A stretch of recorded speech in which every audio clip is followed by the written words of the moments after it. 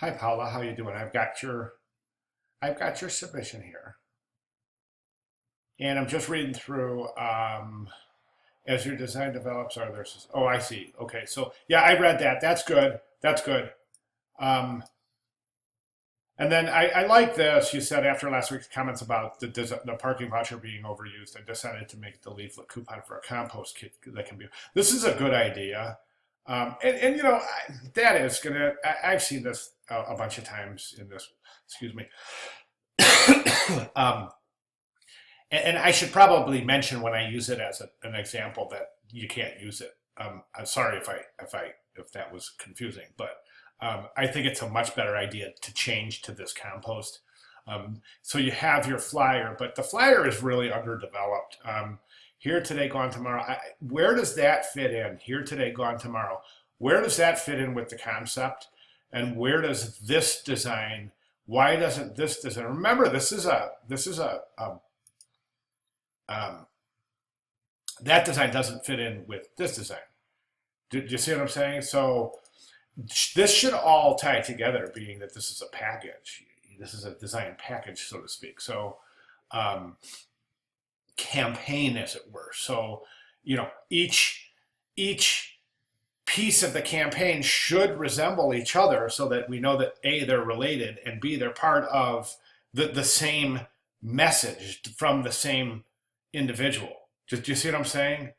So, well, first of all, I want to mention this. I think that in terms of presentation, and you're not the only one. I think a couple of other students have done this, is that you're assuming that your viewer knows what your topic is, and we don't. We would have to look back to last week and research, and a lot of people just don't have time to do that, especially when you get into a professional design career, when you're asked to hand something and it's going to be expected to be handed in a presentation format, meaning that the art director, the creative director, the board of directors, whoever happens be looking at the work, has to be completely um, filled in, briefed, as it were, as to what they're looking at. Okay, so in any given studio, you might have a creative director, and she might be responsible for 20 different projects at the same time. So when you submit your work to her,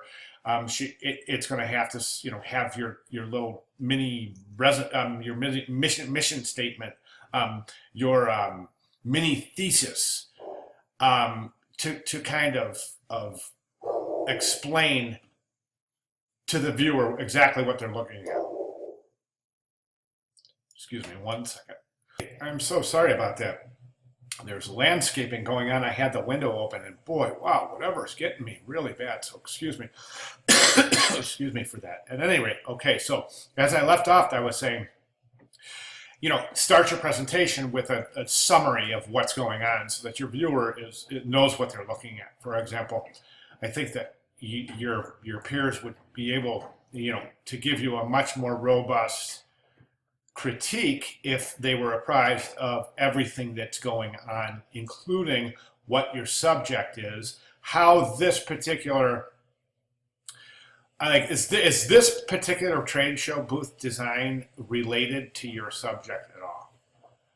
Okay, and see what I'm saying? I mean, everything has got to be tied together. So I want to talk a little bit about the trade show booth itself. Now, the first thing you say is that one great way we can be sustainable is by eliminating the need to make something in the first place. Okay, so we look at that, and then we look at this extravagant booth.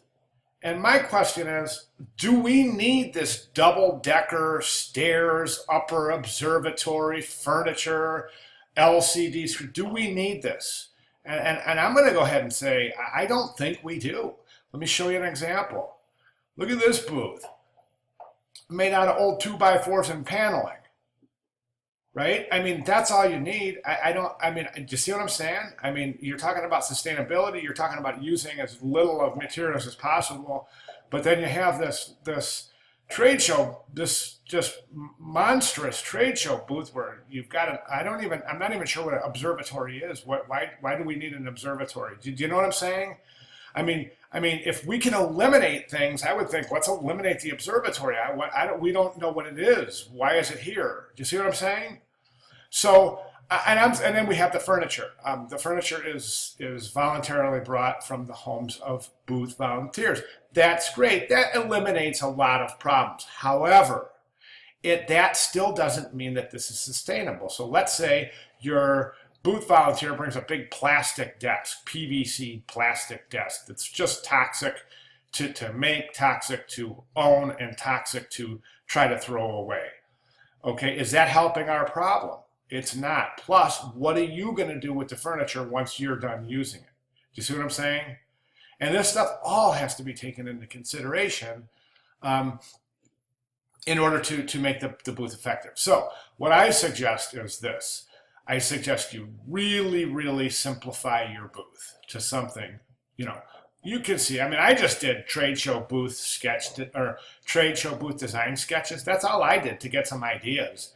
And this one I thought was pretty good for yours because, because it's using this structure of, reclaimed materials. See what I'm saying?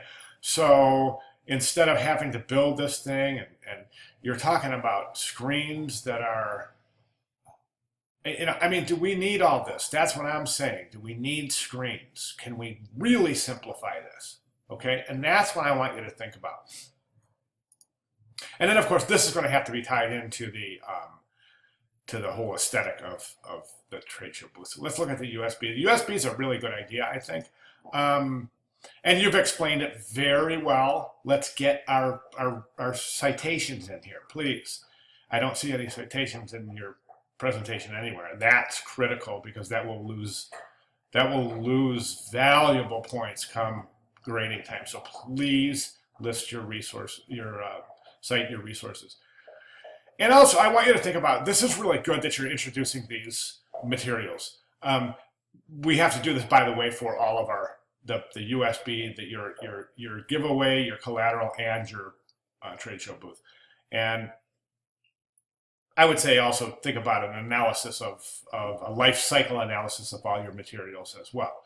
So you've done a good job describing these materials, but then we get down here to polypropylene. And this is really nasty stuff. And it might be recyclable, but that doesn't mean it's sustainable. Okay, and the reason I'm saying that is because it's got to get to where it's going to be recycled in order to be recycled. So in other words, if it ends up in a landfill and so in other words, somebody throws it in the garbage instead of recycling it, it ends up in a landfill. It's likely to be there for the next 5,000 years if we last that long. Do you see what I'm saying? So they may be able to recycle it. Plus, also, you need to look at the carbon footprint of what's involved in recycling polypropylene, because that's a nasty process too. All right, so this is stuff like, do we need polypropylene? Can you use something a little more friendly? Okay, and that's what I want you to think about there. Recyclable parts, 100% recycled in many applications. An existing market for recycle. This kind of ends right here. So oh, okay. All right, so anyways, that's where I'm at. I think you're doing a wonderful job. I just think that we can really just kind of get everything tied together here and really start getting things tied, get this concept interlocked, so to speak, so that things, these visual designs and that mesh and coincide with your conceptual designs. Okay, awesome job. If you have any questions at all, feel free to contact me and I'll see if I can clarify. All right, thanks very much.